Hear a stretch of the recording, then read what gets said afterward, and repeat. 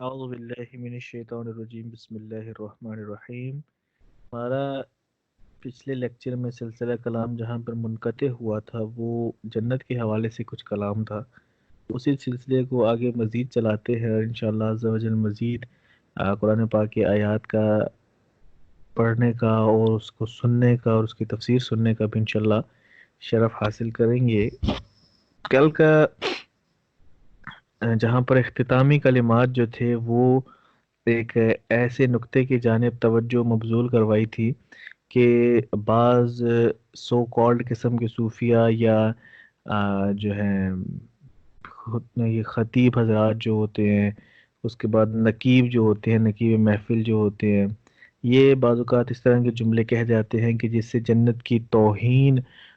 ہو رہی ہوتی ہے، اور وہ اپنے عشق رسول کا اظہار کرتے ہیں لیکن توہین کے انداز میں، کہ وہ کہتے ہیں کہ ہمیں جنت نہیں چاہیے بلکہ مدینہ دے دے. تو اس کا جواب یہ ذکر کیا تھا کہ ہمیں جنت بھی چاہیے اور ہمیں مدینہ بھی چاہیے، کیونکہ جہاں پر انبیاء کرام علیہم السلام مدفون ہوتے ہیں وہ جگہ، یا جہاں پر ان کا مسکن ہوتا ہے وہ جگہ سب سے افضل ہوتی ہے. اور جہاں نبی کریم صلی اللہ علیہ وسلم آرام فرما ہے دنیا میں تو وہ مدینہ شریف ہے، وہ سب سے افضل. یہاں سے جب منتقل ہوں گے جنت میں تو جنت سب سے افضل، تو لہٰذا ہمیں جنت بھی چاہیے اور مدینہ بھی چاہیے. حضرت امام بخاری رحمۃ اللہ علیہ روایت کرتے ہیں کہ حضرت ابو ہریرہ رضی اللہ تعالیٰ عنہ بیان کرتے ہیں کہ رسول اللہ صلی اللہ علیہ وسلم نے فرمایا، اللہ تعالیٰ کا ارشاد ہے، میں نے اپنے نیک بندوں کے لیے وہ چیزیں تیار کی ہیں جس کو کسی آنکھ نے دیکھا ہے، نہ کسی کان نے سنا ہے، اور نہ کسی انسان کے دل میں اس کا خیال آیا ہے. اگر تم چاہو تو یہ آیت پڑھو، فلا تعلم نفس ما اخفی. یہ آیت کریمہ جو ہے یہ اس کا ترجمہ یہ کیا بنتا ہے کہ کسی کو معلوم نہیں کہ ان کی آنکھوں کی ٹھنڈک کے لیے کیا چیز تیار کر رکھی ہے. سورہ سجدہ کی آیت نمبر 17 ہے کہ فلا تعلم نفس ما اخفی لهم من قرۃ اعین، قرتی اعین. سورہ حامیم سجدہ آیت نمبر 17. یہ جو بھی کوئی حدیث میں جو یہ ہے آیت آئی ہے اس کا ریفرنس کر رہا ہوں میں. پھر حضرت ابو ہریرہ ہی بیان کرتے ہیں کہ رسول اللہ صلی اللہ علیہ وسلم نے فرمایا،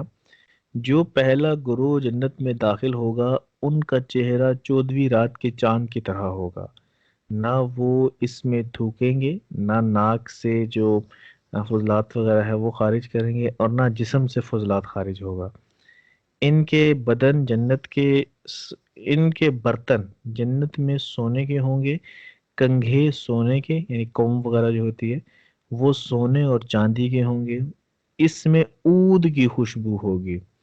ان کا پسینہ مشک کی طرح خوشبودار ہوگا. ہر جنتی کو 2 بیویاں ملیں گی، اور ان کی پنڈلیوں کا مغز گوشت کے پار سے نظر آئے گا. یعنی یہ جو پنڈلی ہوتی ہے بٹوین نی اینڈ فٹ، جو ایک یہ جو ہڈی ہوتی ہے یہ اتنی خوبصورت انداز سے ہوگی کہ اس کے آر پار نظر آئے گا. یہ ان کے حسن کی جھلک ہے. ان کے دلوں میں اختلاف اور بغض نہیں ہوگا، سب کے دل ایک طرح کے ہوں گے، اور وہ صبح و شام اللہ تعالیٰ کی تسبیح کریں گے. صحیح بخاری شریف کی یہ بھی روایت ہے. پھر حضرت سہل بن سعد ساعدی رضی اللہ تعالی عنہ بیان کرتے ہیں کہ رسول اللہ صلی اللہ علیہ وسلم نے فرمایا، جنت میں چابک یہ جو ہنٹر وغیرہ ہوتا ہے جتنی جگہ بھی دنیا اور مافیا سے بہتر ہے. یعنی ہنٹر کو اگر آپ گول کر کے رکھیں، اس کو طے کر کے رکھیں تو وہ تھوڑی سی جگہ گھیرتا ہے. تو اللہ کے نبی صلی اللہ علیہ وسلم نے فرمایا کہ اس جتنی جگہ بھی جو ہے جنت کی اتنی جگہ بھی دنیا اور دنیا میں جو کچھ ہے سب سے بہتر ہے. صحیح بخاری شریف کی یہ بھی روایت. حضرت انس بن مالک رضی اللہ تعالی عنہ بیان کرتے ہیں کہ رسول اللہ صلی اللہ علیہ وسلم نے فرمایا، جنت میں ایک درخت ہے جس کے سائے میں ایک سوار 100 سال تک چلتا رہے گا، اور اگر تم چاہو تو یہ پڑھو، وزلی ممدود. یہ ایک آیت کریمہ ہے اور اس کے حوالے سے کہا ہے کہ اگر تم چاہے تو یہ پڑھو، وَظَلِّم ممدود۔ اب وہ پوری آیت میں آپ کو ذکر کر دیتا ہوں، سورہ واقعہ کی آیت نمبر 27 سے 37 تک ہے۔ اللہ تعالیٰ کیا ارشاد فرماتا ہے، وَأَصْحَابُ الْيَمِينِ ما اصحاب الیمین، دائیں طرف والے کیا خوب ہیں، دائیں طرف والے، فی صدر مخدود، اور وہ بے کانٹوں کی بیروں میں رہیں گے، وطلح منضود، اور تہ بتہ وہ کیلوں میں، وظل ممدود، اور پھیلی ہوئی لمبی چھاؤں میں، وماء مسکوب، اور ہمیشہ چھلکتے ہوئے پانی میں، وفاکہۃ کثیرہ، اور بہت سے لذیذ پھلوں میں، لا مقطوعۃ ولا ممنوعہ، جو نہ ختم ہوں گے نہ رکے ہوں گے، وفروش مرفوعہ، اور اونچے بستروں میں، انا انشأناہن انشاء، اور بے شک ہم نے حوروں کو خصوصیت سے بنایا، فجعلناہن ابقارا، سو ہم نے ان کو کنواریاں بنایا، عرباً اترابا، اپنے شوہروں سے محبت کرنے والی اور ہم عمر، لأصحاب الیمین، یہ دائیں طرف والوں کے لیے ہوگا۔ اب یہ دائیں طرف والوں کی یہ خصوصیات بتا رہا ہے اللہ تبارک و تعالیٰ قرآن مجید میں، دائیں طرف والوں کی یہ خصوصیات ہے کہ وہ دائیں طرف والے کیا ہیں۔ دائیں طرف والے، دائیں طرف والے وہ ہیں جو بے کانٹوں کی بیروں میں رہیں گے، یعنی ان کے گھر اتنے خوبصورت ہوں گے کہ جیسے ایک بیل لگی ہوتی ہے نا، بیل، اس میں مختلف کانٹے ہوتے ہیں، تو ان کے گھروں میں جو بیلیں لگی ہوں گی وہ کانٹوں سے پاک ہوں گی، تہ بتہ کیلوں میں، یعنی یہ تشبیہ دی جا رہی ہے کہ ان کے گھر جو ہوں گے وہ درجہ بدرجہ ہوں گے، اور یہاں سے ایک تفسیر یہ بھی ہے کہ ان کے گھر جو ہوں گے وہ سٹیپس میں، سٹوریز میں ہوں گے، یعنی تو ڈبل سٹوری، ٹرپل سٹوری، اس طرح کے گھروں میں وہ ہوں گے۔ پھر پھیلی ہوئی لمبی چھاؤں میں، کہ وہ بالکل دھوپ وغیرہ ان کے گھروں کو نہیں لگے گی، چھاؤں چھاؤں ہوگی، اور رحمت کی چھاؤں ہوگی، ہمیشہ چھلکتے ہوئے پانی میں، کہ ان کے پاس جام ہی رہے گا، وہ کبھی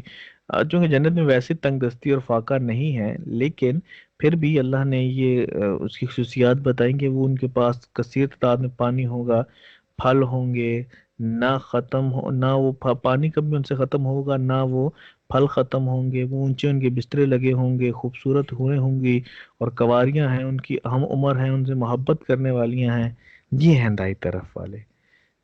ٹھیک ہے،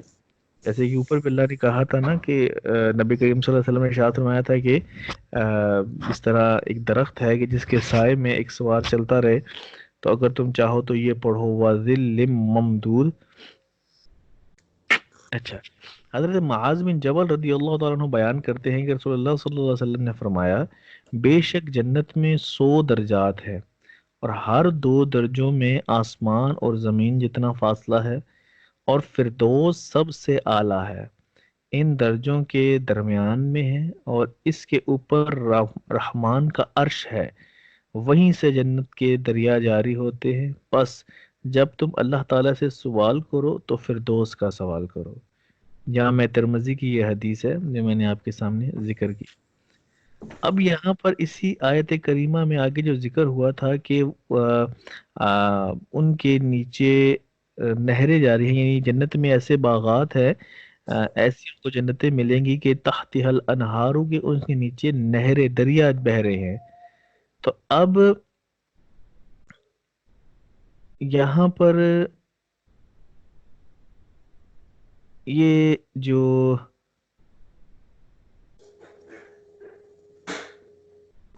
سب سے پہلے یہ یاد رکھیے گا، ایک لفظ استعمال ہوتا ہے بحر، بحر کہتے ہیں سمندر کو، اور اس کے مقابلے میں اگر نہر کو دیکھا جائے تو نہر ہوتی ہے دریا۔ ٹھیک ہے، نہر کو دریا، اور نہر کے بارے میں ایک اور لفظ بھی استعمال ہوتا ہے جس کو جدول کہا جاتا ہے۔ ٹھیک ہے، جدول، اس کو بھی نہر بولا جاتا ہے۔ اب اللہ تعالیٰ کے ارشاد کے ان باغات کے نیچے سے دریا بہتے ہیں، اس کا معنی یہ ہے کہ دریا کے دونوں کناروں پر درخت لگے ہوئے ہیں، یعنی دریا ان کے نیچے سے بہ رہے ہیں، باغات کے نیچے سے دریا جو ہے وہ بہ رہے ہیں، اس کا مطلب کہ کناروں پر دونوں درخت لگے ہوئے ہیں۔ اس کا یہ مطلب نہیں ہے کہ وہاں کوئی لمبی نہر زمین میں کھودی گئی ہے، اوپر درخت لگے ہیں، نیچے جو ہے وہ کیا اس کا نام ہے، نہر جاری ہے۔ ایک تو یہ روایت ہے، ایک اس کے بارے میں روایت یہ آتی ہے کہ جنت کا جو فرش ہوگا نا وہ کرسٹل کا ہوگا، ٹھیک ہے، وہ شیشے کا، وہ کرسٹل کا بنا ہوا ہوگا، اور اس کے نیچے جو ہیں وہ نہریں جاری ہیں۔ ایک روایت اس کے بارے میں یہ بھی ہے۔ بہرحال جب جنت میں جائیں گے انشاءاللہ تو دیکھ لیں گے کہ کرسٹل کا بنا ہے یا آ، درخت ارد گرد لگے ہیں۔ بہرحال یہ دو روایتیں جو ہیں اس کے بارے میں منقول ہیں۔ آگے پھر یہ ذکر ہے کہ اللہ تعالیٰ نے آگے ارشاد فرمایا ہے، اس کا مفہوم ترجمہ یہ ہے کہ جب بھی ان کو ان کے باغات سے کھانے کے لیے کوئی پھل دیا جائے گا تو وہ کہیں گے کہ یہ وہی ہے جو ہمیں پہلے دیا گیا تھا۔ امام حسن رضی اللہ تعالیٰ عنہ سے روایت ہے کہ جنتی کو ایک پیالہ دیا جائے گا، وہ اس میں سے کھائے گا، پھر اس کو دوسرا اسی طرح کا پیالہ دیا جائے گا تو وہ کہے گا یہ تو پہلے کی طرح ہے، تو فرشتے کہیں گے تم کھاؤ، ان کا رنگ ایک ہے لیکن ذائقہ مختلف ہے۔ جبکہ علامہ ابن جریر نے روایت کیا اور حاکم نے المستدرک میں حضرت ثوبان سے روایت کیا ہے کہ اہل جنت میں سے کوئی شخص پھل توڑے گا اور ابھی وہ پھل اس کے منہ تک نہیں پہنچے گا کہ اس درخت پر اس کے بدلے دوسرا پھل لگ جائے گا، تو وہ کہے گا یہ تو اسی طرح کا ہے۔ اور یہ بھی ہو سکتا ہے کہ جنت کے پھل شکل و صورت اور شکل و شباہت میں دنیا کے پھلوں کی طرح ہوں، تاکہ جنتی ان کی طرف راغب ہوں گے۔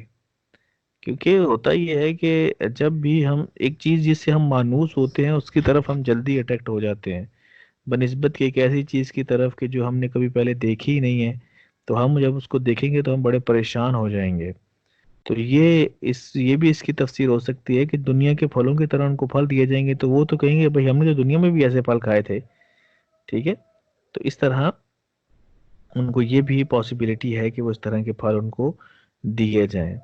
اور اس میں حکمت یہ ہے کہ ان کو تعجب اور خوشی ہوگی کہ بھئی صورتاً یہ جو پھل ہمیں دیے گئے ہیں یہ تو صورتاً مماثل ہیں ان چیزوں سے جو چیزیں ہم دنیا میں دیکھ کے آئے ہیں، جو پھل ہم دنیا میں کھا کے آئے ہیں، تو وہ ان کے لیے خوشی اور راحت کا باعث بنے گا، کیونکہ پھل فروٹ کھانے کے بعد بندہ ذرا خوشی اور راحت محسوس کرتا ہے، ٹھیک ہے، تو اس لیے وہ اس چیز سے خوش ہوں گے۔ آگے اللہ کا ارشاد کہ ان کے لیے باغات میں پاکیزہ بیویاں ہیں۔ حضرت امام ابن جریر اپنی سند کے ساتھ یہ روایت لاتے ہیں کہ حضرت ابن عباس رضی اللہ تعالیٰ عنہ نے فرمایا وہ نجاست سے پاک ہوں گی، اور مجاہد نے یہ روایت کیا کہ وہ جو ہے ٹوائلٹ وغیرہ کے جو معاملات ہوتے ہیں اور جو انٹر کورس کے جو معاملات ہوتے ہیں وہ اس سے پاک ہوں گی۔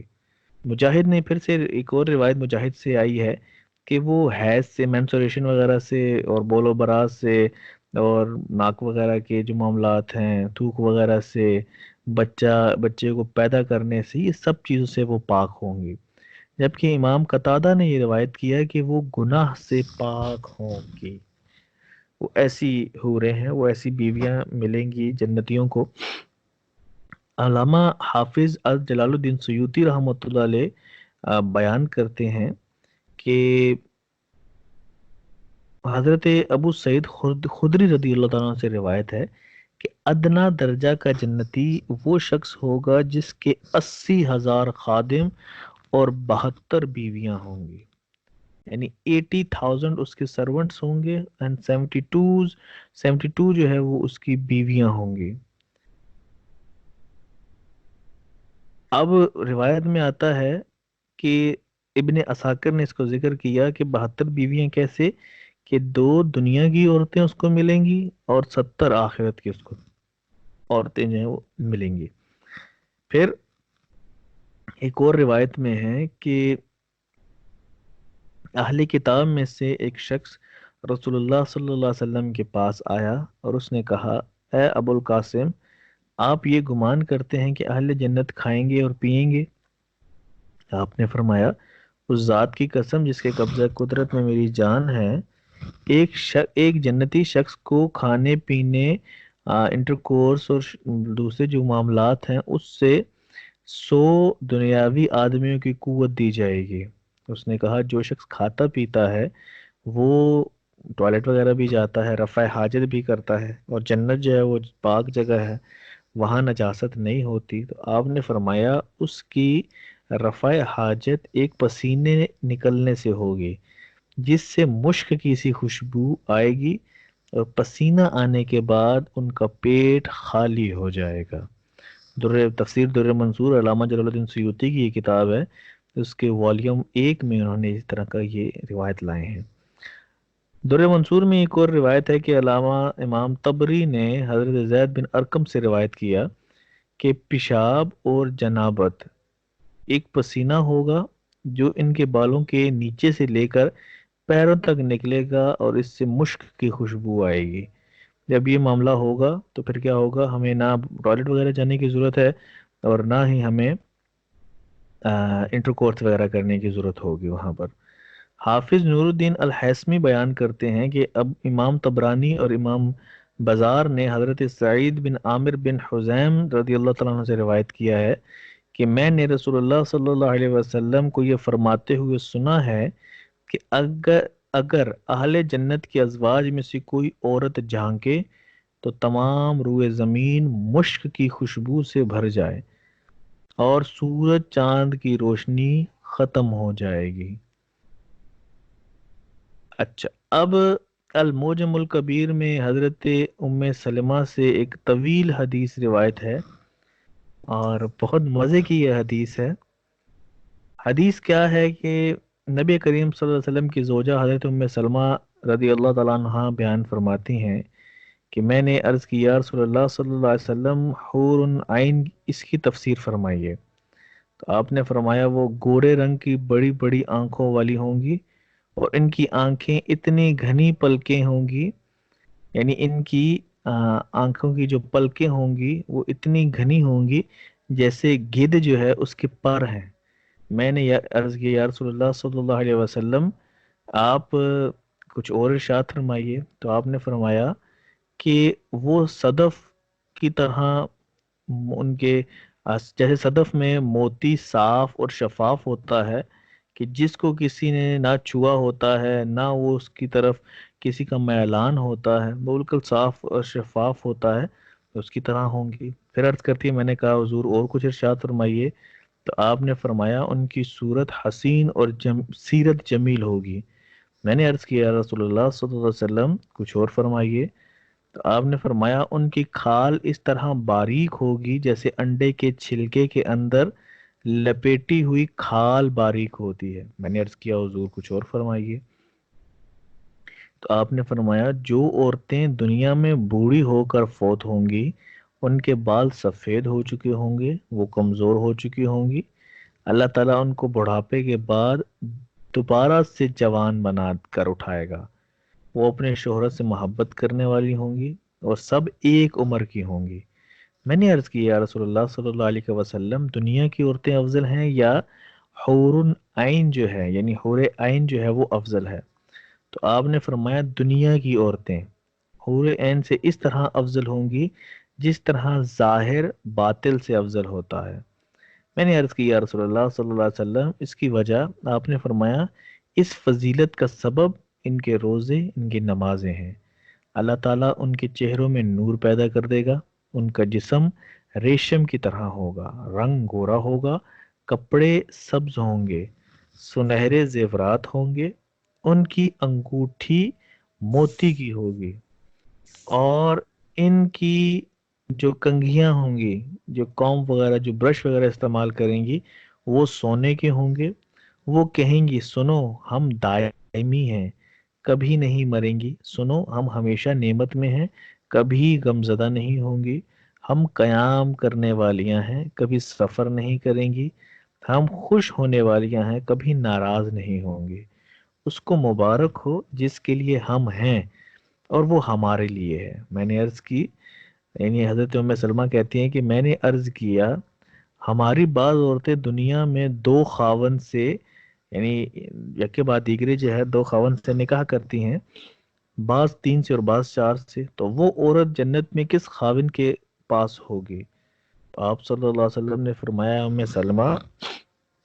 اس عورت کو اختیار دیا جائے گا، اور جس خاوند کا اچھا اخلاق دنیا میں سب سے اچھا ہوگا اس عورت کے ساتھ وہ اس کو اختیار کرے گی۔ وہ کہے گی اے میرے رب، میرے اس خاوند کا اخلاق سب سے اچھا تھا، میرا اس کے ساتھ نکاح کر دے۔ حضرت ام سلمہ ان سے حضور فرما رہے ہیں کہ اے ام سلمہ، دنیا اور آخرت کی خیر اچھے اخلاق کے ساتھ وابستہ ہے۔ ماشاءاللہ، کیا آخر میں نفیس ایک جملہ دے دیا، کیا ایک نفیس کلام حضور نے کیا کہ جو ہے دنیا اور آخرت میں بھلائی جو ہے، وہ خیر جو ہے وہ اچھے اخلاق کے ساتھ وابستہ ہے۔ آج ہمیں بھی اس چیز کی ضرورت ہے کہ ہمارے اخلاق اچھے ہوں۔ ہم سے ذرا سی کوئی بات کوئی پوچھ لیتا ہے تو ہم منہ بنا کے اس کو جواب دیتے ہیں، غصے سے جواب دیتے ہیں، جس سے وہ بیچارہ ڈس ہارٹ ہو جاتا ہے، وہ پیچھے ہی ہو جاتا ہے، وہ پھر آگے آتا ہی نہیں ہے وہ۔ تو بہرحال یہاں پر آخر میں ایک چیز کا ذکر ہوا کہ جنت میں عورت جو ہے وہ کس خاوند کے ساتھ ہوگی اگر دنیا میں اس نے تین یا چار خاوند کیے ہوں گے۔ تو حدیث سے بھی واضح ہو گیا، آپ نے دیکھ لیا کہ جنت میں حضور نے فرمایا کہ اس عورت کی پہلی بات اس کو اختیار دیا جائے گا، ٹھیک ہے، یہ ایک قول ہے، پہلے اس کو اختیار دیا جائے گا، وہ جس کے ساتھ رہنا چاہے وہ رہے۔ دوسرا قول اس میں یہ ہے کہ ام، اس کو اب دیکھا جائے گا کہ اس سے جو اچھے اخلاق والا ہے وہ اس کے ساتھ رہنا پسند کرے گی، ٹھیک ہے۔ اور جس عورت نے متعدد نکاح کیے ہوں تو سب سے پہلے یاد رکھیے اس میں صورت ایک یہ ہے کہ ہر خامن نے اس کو طلاق دے دی ہو، یا اور جب وہ فوت ہو تو وہ کسی خامن کے نکاح میں نہ ہو، اس صورت میں اس کو جنت میں اختیار دیا جائے گا کہ جس خاوند کے اخلاق سب سے اچھے ہوں وہ اس سے نکاح کرے۔ حضرت ام سلمہ کی حدیث بھی اسی چیز پر دلالت کر رہی ہے۔ اور دوسری صورت اس کی یہ ہے کہ اس نے متعدد نکاح کیے اور آخری خاوند سے اس آخری خاوند نے اس کو طلاق نہیں دی، تو وہ اس کے نکاح میں ہی فوت ہوئی، اس صورت میں وہ جنت میں آخری خاوند کے پاس ہوگی۔ اور اس طرح کی جو روایت ہے وہ حضرت ابو دردہ اور ابو داود اور حضرت حذیفہ کی ہے، کہ انہوں نے یہ روایت کی ہے کہ چونکہ اب وہ کیا ہے کہ وہ آئے گا، وہ عورت جو ہے وہ آخری شوہر کے نکاح میں ہوگی، اب جب وہ آخری نکاح میں اس کے ہوگی، دنیا سے جائے گی، تو وہ جنت میں بھی اسی کے ساتھ ہوگی۔ یہاں پر ایک سوال یہ ہوتا ہے کہ بھائی جن مردوں اور عورتوں کا دنیا میں نکاح نہیں ہوا تو ان کا نکاح کی کیا صورت ہوگی، یعنی جو کنوارے ہیں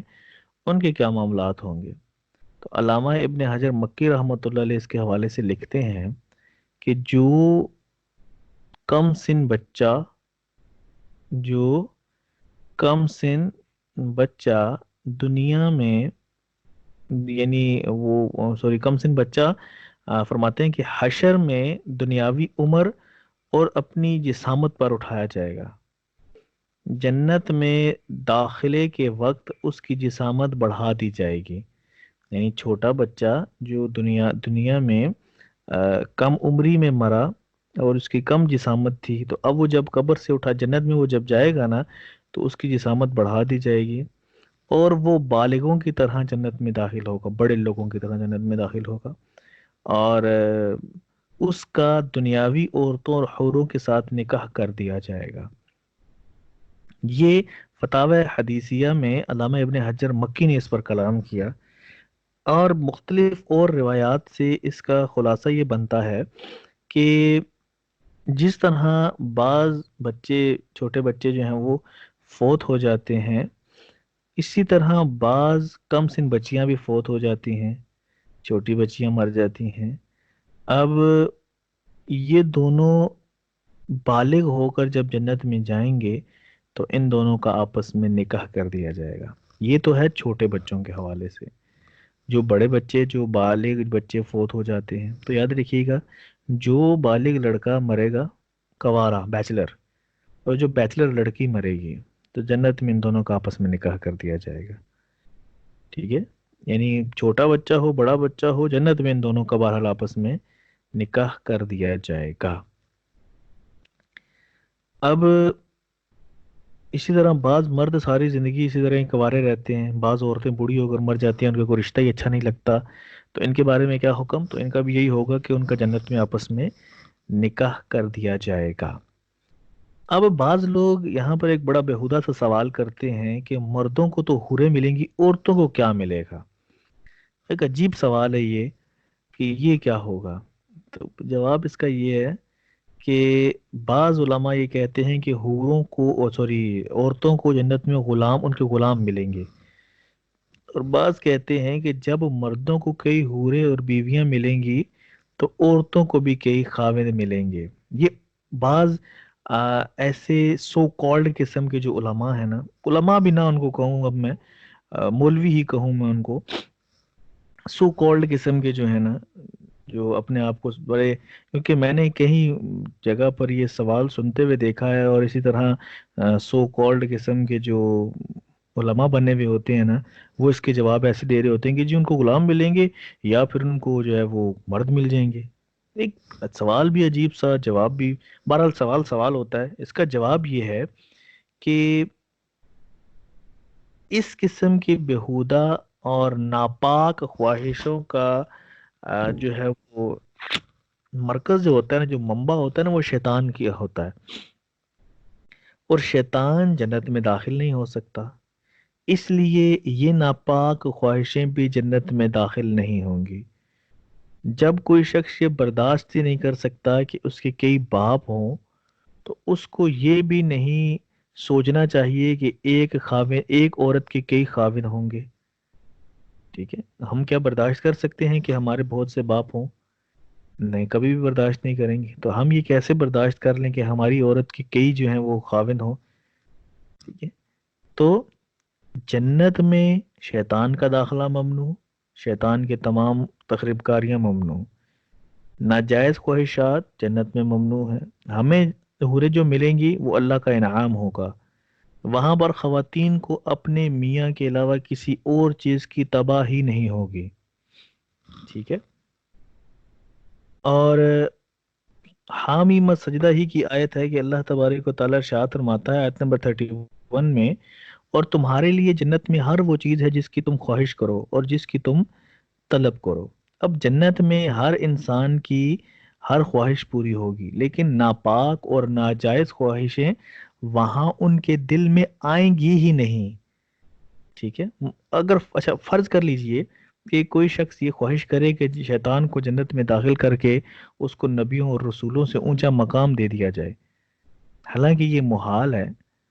اور اس طرح کی خواہش اگر کسی کو آ بھی جائے کہ ہماری شیطان چونکہ آئے گا تو پھر ہماری نفسانی خواہشات پوری ہوں گی،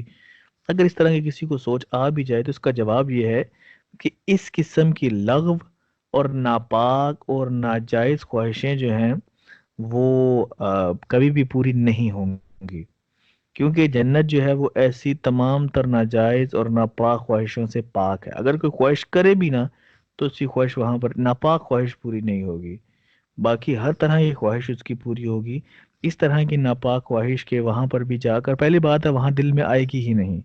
اگر فرض بھی کر لیا جائے کہ کسی کے دل میں آ بھی جاتی ہے تو وہاں اس کی خواہش یہ پوری نہیں ہوگی. یہاں پر تھا ہمارا جنت کا کلام مکمل ہوا. اب اگلی جو آیت ہے اس کی ترجمہ، لفظی ترجمہ پہلے کرتے ہیں، پھر انشاءاللہ عز و جل اس پر کچھ کلام کریں گے. اللہ ارشاد فرماتا ہے کہ ان اللہ، کہ بے شک اللہ، لا نہیں، یستحیی حیا کرتا، این یضربا کہ ذکر کرے، مثلا ما کہ کوئی مثال، وہ کسی ہی چیز کی کیوں نہ ہو، بعودتم انفیکٹ کہ وہ مچھر ہی ہو، کہ فما یا اس سے فوقہا بڑھ کر ہو. تو اللہ تعالیٰ حیا نہیں فرماتا بلکہ اللہ بیان فرماتا ہے، جیسی بھی چیز کی مثال ہو اللہ بیان فرما دیتا ہے، وہ مچھر ہو یا مچھر سے بھی بڑھ کر کوئی رذیل چیز ہو. فَأَمَّا الَّذِينَ آمَنُوا، فَأَمَّا تو وہ، الذین جو، آمنوا ایمان لائے، فَيَعْلَمُونَ تو وہ جانتے ہیں کہ انہ الحق کہ بے شک یہ حق ہے من ربہم ان کے رب کی طرف سے، وَأَمَّا الَّذِينَ اور وہ جو کفروا رہے کافر، فَيَقُولُونَ وہ کہتے ہیں ماذا کیا ہے، اراد اللہ اللہ کا مقصد، اللہ کا ارادہ، بہذا ایسی مثلا مثال سے، ایسی مثال سے اللہ کا کیا ارادہ ہے، یدل بھی کثیرا یدلو گمراہ کرتا ہے بھی اس سے کثیرا بہت لوگوں کو، بہتوں کو، ویہدی اور ہدایت فرماتا ہے بھی اس سے کثیرا بہتوں کو، وما یدلو اور نہیں، وما اور نہیں، یدلو گمراہ کرتا بھی اس سے الا الفاسقین مگر جو بے حکمے ہوں، جو نافرمان ہوں، جو فاسق ہوں۔ آگے اللہ شاہ فرماتا ہے کہ الذین وہ لوگ جو ینقضون توڑ دیتے ہیں عہد اللہ اللہ کا عہد، اللہ کا پرومس، من بعدی اس کے بعد میثاقہ پکا ہونے کے، یعنی اس کے پکا ہونے کے بعد جو اللہ کا وعدہ توڑ دیتے ہیں، ویقطعون اور قطع کرتے ہیں، کاٹتے ہیں، ما امر اللہ ما اس کو، امر اللہ ہمارا حکم دیا اللہ اللہ نے بھی جس کے، این یوصلا اور یہ کہ جوڑنے کا، ویفسدون اور فساد پھیلاتے ہیں فی الارض زمین میں، اولئک هم الخاسرون وہی ہیں، اولئک وہی ہیں، وہ الخاسرون نقصان میں سے۔ یعنی اللہ تبارک و تعالی یہاں ارشاد فرما رہا ہے کہ ان الذین لا یستحیی ان یضرب مثلا ما بعودۃ فما فوقها، بے شک اللہ تعالیٰ ہدایت کے سلسلہ میں کسی بھی مثال کے بیان کو ترک نہیں کرتا، خواہ وہ مچھر کی مثال ہو یا اس سے بھی زیادہ کوئی حقیر چیز ہو۔ فَأَمَّا الَّذِينَ آمَنُوا فَيَعْلَمُونَ أَنَّهُ الْحَقُّ مِن رَّبِّهِمْ تو وہ لوگ جو ایمان لائے وہ جانتے ہیں کہ یہ مثال ان کے رب کی طرف سے سچی ہے۔ وَأَمَّا الَّذِينَ كَفَرُوا وہ لوگ جنہوں نے کفر کیا، فَيَقُولُونَ مَاذَا أَرَادَ اللَّهُ بِهَذَا مثلا تو جو یہ کفر کرتے ہیں وہ لوگ یہ کہتے ہیں کہ اس حقیر مثال سے اللہ تعالیٰ کا کیا ارادہ ہے،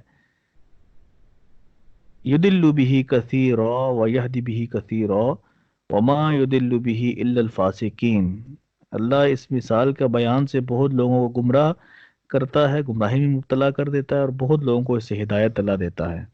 وما یدل به الا الفاسقین اور وہ صرف فاسقوں کو ہی گمراہی میں مبتلا کرتا ہے۔ حضرت امام ابن جریر طبری نے حضرت ابن عباس، حضرت ابن مسعود اور کئی دوسرے صحابہ رضوان اللہ تعالی علیہم اجمعین سے روایت کیا کہ جب اللہ تعالیٰ نے منافقین کی دو مثالیں بیان کی، یعنی وہ ایک تو آگ میں جلانے والی اور دوسری مثال تھی وہ بارش والی، بارش میں گھرے ہوئے تھے وہ، تو منافقین نے کہا اللہ تعالیٰ کا مرتبہ اس سے بلند ہے، وہ مثالیں بیان کرے، ایسا نہیں ہو سکتا، اس طرح کی وہ مثالیں اللہ بیان نہیں کر سکتا۔ اس موقع پر یہ آیت نازل ہوئی اور سیکو سباق کا یہی شان نزول جو ہے وہ سب سے مناسب ترین ہے، کیونکہ پچھلی میں دوسری مثالیں بیان ہوئی، اس اعتبار سے یہ شان نزول اس کا سب سے بہترین ہے۔ پھر علامہ جریر طبری نے ہی، ابن جریر طبری نے ہی قتادہ سے روایت کیا کہ اللہ تعالیٰ نے مکھی اور مکڑی کی جو مثالیں دی تھیں، ان پر مشرکین نے اعتراض کیا کہ اللہ تعالیٰ ایسی مثالیں بیان کر رہا ہے مکڑی کی اور مکھی کی، یہ ایسا نہیں ہو سکتا۔ تو اللہ نے پھر ارشاد فرمایا کہ اللہ جو ہے وہ ہر چیز کی مثال جو ہے وہ بیان کر سکتا ہے، اللہ کو کوئی چیز مانے نہیں ہے، کوئی چیز اللہ کو روکتی نہیں ہے۔ سورہ عنکبوت میں مکھی کی اور مکڑی کی بات ہوئی، اور سورہ حج میں مکھی کی بات ہوئی، تو یہ سورہ عنکبوت کی ورس نمبر 41 میں اللہ نے ارشاد فرمایا جن لوگوں نے اللہ کو چھوڑ کر دوسرے مددگار بنا لیے ان کی مثال مکڑی کی مثال ہے کہ جس نے جالے کا گھر بنایا، اور بے شک سب سے کمزور گھر مکڑی کا گھر ہے، یہ مکڑی کی مثال۔ اب مکھی کی مثال سورہ حج کی آیت نمبر 73 میں کہ اگر مکھی ان بتوں سے کوئی چیز چھین کر لے جائے تو وہ اس کو اس سے چھڑا نہیں سکتے، طالب اور مطلوب دونوں کمزور ہیں۔ زبردست، کیا مثال بیان کی کہ طالب اور مطلوب دونوں کمزور ہیں، یعنی بت اور بتوں کے ماننے والے دونوں کمزور ہیں۔ اب پہلی مثال میں جو بتوں کی عبادت کا کمزور ہونا بتایا گیا ہے کہ وہ مکڑی کے جالے کی مثل ہے، اور دوسری مثال میں بتوں کے آ، حقارت بیان ہوئی کہ مکھی بھی اگر کوئی ان سے چھین کر لے جائے تو وہ اسے چھڑا نہیں سکتے۔ یہ دونوں وہ مثالیں ہیں جن مثالوں پر مشرکین نے اعتراض کیا کہ بھائی ایسا نہیں ہو سکتا، یہ تو اللہ اس طرح کی مثالیں بیان نہیں کر سکتا، یہ تمہارا کیسا اللہ ہے کہ اس طرح کی مثالیں بیان کرتا ہے۔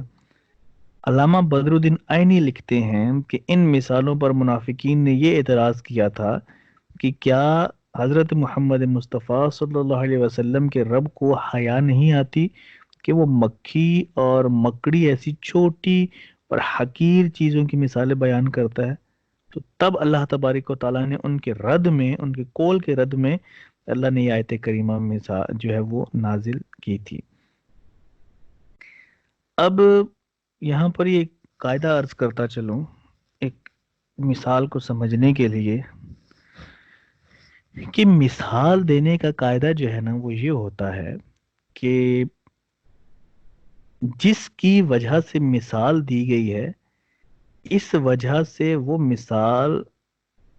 جس سے مثال دی جا رہی ہے اس کے موافق ہو۔ یعنی اگر کسی چیز کی عظمت بیان کرنا مقصود ہو تو عظیم چیز سے مثال دی جائے گی، اور اگر کسی چیز کی حقارت بیان کرنا مقصود ہو تو حقیر چیز سے مثال بیان کی جائے گی۔ یہاں پر کفار کی حقارت، ان کی ذلت مقصود تھی، اس لیے رذیل چیزیں جیسے کہ مکھی مچھر ہو گیا، یہ ہمارے نزدیک بہت ہی حقیر چیزیں ہوتی ہیں، تو ان کی مثال بیان کر کے اللہ نے کفار اور ان کے بتوں کو ظاہر کیا ہے۔ یہ مثال بیان کرنے کا قاعدہ ہوتا ہے کہ عظمت والی شان ہے تو عظیم مثال، ذلت والی چیز ہے تو پھر ذلیل مثال اس کے لیے دی جائے گی۔ آج بھی اگر ہم کسی شخص کو پوائنٹ کرتے ہیں نا تو وہ بعض اوقات غصہ کر جاتے ہیں کہ بھائی جو ہمارے لیے کیسی عجیب سی مثال دی ہے آپ نے۔ تو حکمت کا تقاضا یہی ہے کہ جیسا شخص ہوگا ویسی اس کے بارے میں مثال دی جائے گی۔ عظمت والا شخص ہے تو عظیم مثال دی جائے گی، اور ذلت والا شخص ہے تو ذلیل مثال دی جائے گی۔ آگے اللہ تعالیٰ نے کیا ارشاد فرمایا ہے کہ بے شک اللہ ہدایت کے سلسلے میں کسی بھی مثال کے بیان کو ترک نہیں کرتا، وہ مچھر ہو یا اس سے بھی کم چیز ہو۔ اب یاد رکھیے گا، برے کام کرتے وقت لوگوں کی ملامت اور مذمت کے خوف سے انسان اگر اپنے آپ کو سمیٹ لے، سکڑا لے، تو اس سمیٹنے کو حیا کہتے ہیں۔ کہ برے کام اگر وہ کر رہے ہیں تو لوگ ملامت کریں گے، لوگ برا بھلا کہیں گے، مذمت کریں گے، تو اس خوف سے انسان اس کام سے اگر رک جاتا ہے تو اس کو حیا کہتے ہیں۔ اور یہ بے باکی اور بزدلی کا ایک درمیانی درجہ ہے۔ بے باک شخص جو ہے وہ دلیری کے ساتھ بڑا برا کام کرتا ہے، اور بزدل شخص وہ کر ہی نہیں سکتا ایسا کام، اب وہ برا ہو یا اچھا ہو، بزدل شخص کر ہی نہیں سکتا کوئی کام۔ تو حیا کا یہ معنی اللہ کے حق میں ہم نہیں بول سکتے، کیونکہ اللہ تبارک و تعالیٰ اس سے پاک ہے، وہ کسی بھی ملامت سے متاثر نہیں ہوگا۔ اور یہاں جو کہا گیا کہ مذمت کا جو لفظ، اللہ کے بارے میں اگر کوئی مذمت کرے گا تو وہ خود جو ہے وہ مردود ہو جائے گا۔ تو یہ تعریف تو اللہ کی اس پر صادق نہیں آتی۔ تو پھر اللہ کی حیا فرمانے سے کیا مراد ہے؟ تو یاد رکھیے گا، یہاں حیا کا معنی جو ہے نا وہ یہ ہے کہ حیا کی وجہ سے انسان کسی کو دیکھ کر برا کام ترک کر دیتا ہے، اس کو حیا کا ترک کرنا کہتے ہیں۔ ٹھیک ہے؟ یعنی اللہ کے حیا فرمانے سے جو مراد ہے وہ پہلے اس چیز کو سمجھ لیں کہ جب حیا کی وجہ سے انسان کسی کو دیکھ کر کوئی کام ترک کر دے، اس سے حیا کا ترک کرنا لازم آتا ہے۔ تو جب اللہ تبارک و تعالیٰ کا یہ حیا کا لفظ استعمال ہوگا تو اس سے ترک کرنا مراد ہوگا۔ یعنی اللہ تعالیٰ ایسا نہیں ہے کہ اگر اس چیز کو دیکھا جائے تو اس کا پھر معنی کیا نکلے گا کہ اللہ تعالیٰ تمہاری ان وجہ سے کہ تم اس کو حقیر سمجھ رہے ہو تو اللہ مثال بیان کرنا ترک کر دے؟ نہیں، یعنی اللہ حیا نہیں فرماتا، اللہ ترک نہیں کرتا کہ وہ حقیر چیز بیان کر رہا ہے یا وہ کسی عظیم چیز کو بیان کر رہا ہے، ٹھیک ہے؟ تو یہاں پر ترک کرنا بمانا مراد لیا جائے گا، معنی لازمی یہاں سے مراد لیا جائے گا، نہ کہ یہ ہم کہہ دیں کہ اللہ تبارک و تعالیٰ ملامت اور خوف کے ڈر سے اللہ نے یہ چھوڑ دیا، نہیں، بلکہ اللہ ترک کر دیا اس کام کو یا ترک نہیں کرے گا اس کام کو، اللہ حیا فرمائے گا یا حیا نہیں فرمائے گا، تو یہ معنی ترک کرنا یہاں سے مراد لیا جائے گا، ٹھیک ہے؟ اب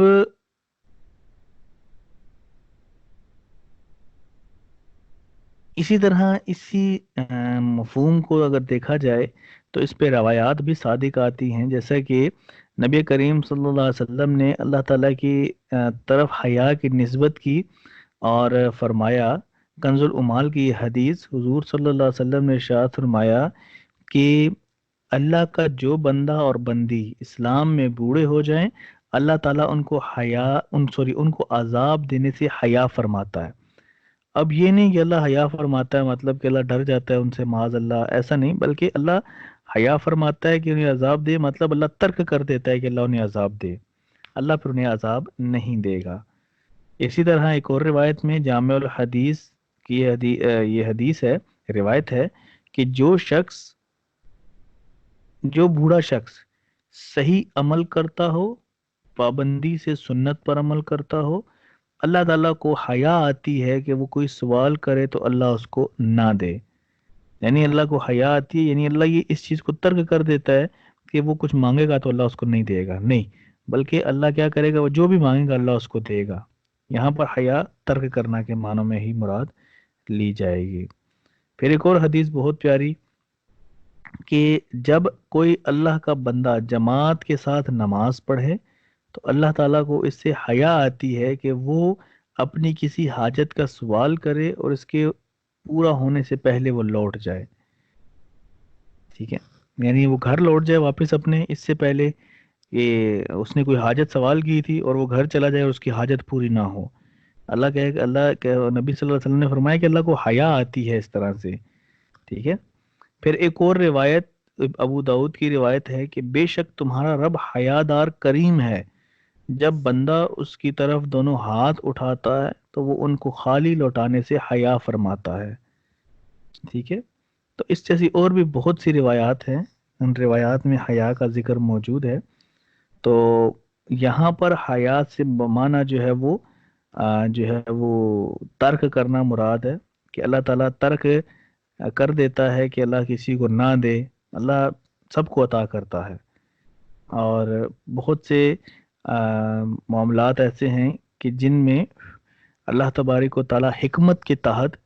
اس کو وہ چیز عطا نہیں کرتا۔ اس سے یہ معنی مراد نہیں ہے کہ اللہ تبارک و تعالیٰ معاذ اللہ دیتا نہیں ہے اس کو، نہیں، بلکہ کچھ معاملات ہوتے ہیں کہ حکمت پر مبنی ہوتے ہیں اور اللہ تعالیٰ اس کو اس وقت وہ چیز عطا نہیں کرتا، کیونکہ اللہ ہماری نیتوں کا حال، اللہ ہمارا اخلاص کا حال بہتر جانتا ہے کہ ہم کیسے ہیں۔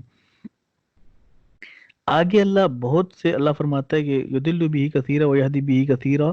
کہ بہت سے لوگ گمراہی میں مبتلا کر دیتا ہے اور بہت سے لوگ اس سے ہدایت پا جاتے ہیں۔ مسئلہ یہ ہے کہ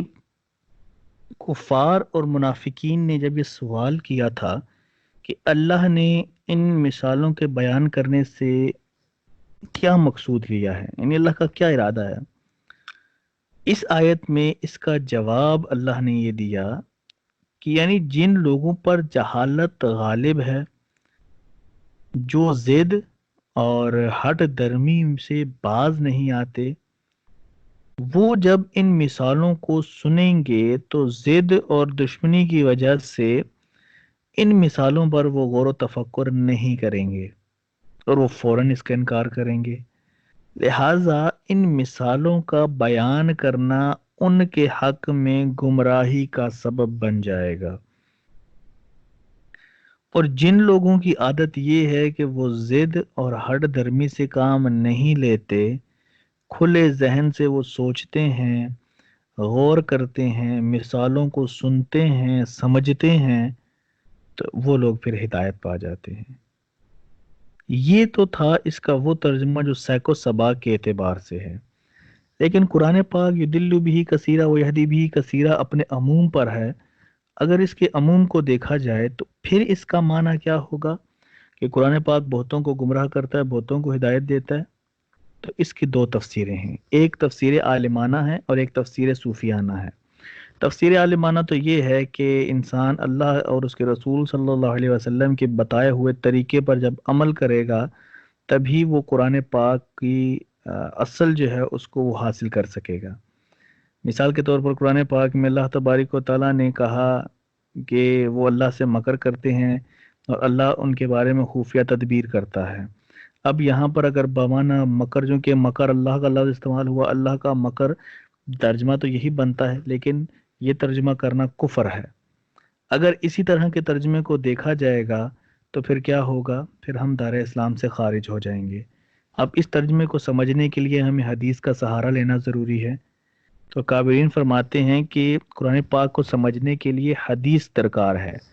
حدیث کا سہارا لینا ضروری ہے، ورنہ ہم گمراہ ہو جائیں گے۔ قرآن پاک کئی ایسی ید اللہ کی کیا تفسیر کریں گے؟ قرآن پاک میں تو ید اللہ کی تفسیر نہیں ہوئی، ٹھیک ہے؟ تفسیر چونکہ چار طرح کی ہوتی ہے نا، تفسیر قرآن بالقرآن، تفسیر قرآن بالحدیث، تفسیر قرآن بھی اقوال صحابہ، تفسیر قرآن بھی اقوال مجتہدین۔ تو یہ تفسیر کے چار مراتب ہیں۔ ید اللہ کی کوئی تفسیر قرآن میں نہیں ہوئی، وجہ اللہ کی نہیں ہوئی، مکر اللہ کی نہیں ہوئی، ٹھیک ہے؟ ان کی تفسیریں کیسے کریں گے؟ اگر اللہ کا ہاتھ مانتے ہیں، اللہ کا چہرہ مانتے ہیں، اللہ کا مکر مانتے ہیں تو یہ تو کفر ہے۔ لہٰذا ہمیں حدیث کا سہارا لینا پڑے گا تاکہ اس کو سمجھ سکیں، اگر نہیں سمجھیں گے تو گمراہ ہو جائیں گے، بے دین ہو جائیں گے۔ یہ تو تفسیر عالمانہ ہے۔ جبکہ تفسیر صوفیانہ کیا ہے؟ تفسیر صوفیانہ یہ ہے کہ بزرگ فرماتے ہیں کہ قرآن بہتوں کو گمراہ کرتا ہے، کیسے؟ کہ جب ہم اللہ والوں سے دور ہوتے ہیں، جب ہم قرآن کو اپنے طور پر سمجھتے ہیں، کسی صوفی سے، کسی عالم سے نہیں سمجھتے۔ جب ہم کسی عالم سے، کسی صوفی سے سمجھیں گے تو ہم قرآن پاک کو سمجھنے والے ہوں گے اور ہم ہدایت پر ہو جائیں گے۔ دوسری صوفیہ یہ تفسیر اس کی فرماتے ہیں کہ قرآن بہتوں کو گمراہ کرتا ہے، اس کی وجہ یہ ہے کہ ہم اپنی نفسانی خواہشات کے تحت جب قرآن پاک پر عمل کریں گے تو ہم قرآن سے گمراہ ہو جائیں گے۔ مثال کے طور پر ہم قرآن پاک کی وہ آیات لیں کہ جو آیات ہمارے مقصد کے تحت ہیں، ٹھیک ہے؟ ہم ان آیات کو لے لیں اور آگے ان کو بیان کرنا شروع کر دیں تو ہم گمراہ ہو جائیں گے۔ کیوں؟ کہ ہم نے اپنی نفسانی خواہش کو پورا کیا۔ جب قرآن پاک میں نفسانی خواہش کا ظاہر ہونا ظاہر ہوگا تو پھر اور معاملات میں نفسانی خواہش کیسے پیچھے رہ سکتی ہے؟ پھر تو ہم ہر معاملے میں اپنی نفس کو سامنے رکھیں گے اور اس کی خواہشات پوری کریں گے۔ تو اس طرح آہستہ آہستہ آہستہ آہستہ کرتے ہم جو ہے وہ دین اسلام سے دور ہو جائیں گے۔ لیکن بہرحال جیسی بھی تفسیر ہو، قرآن پاک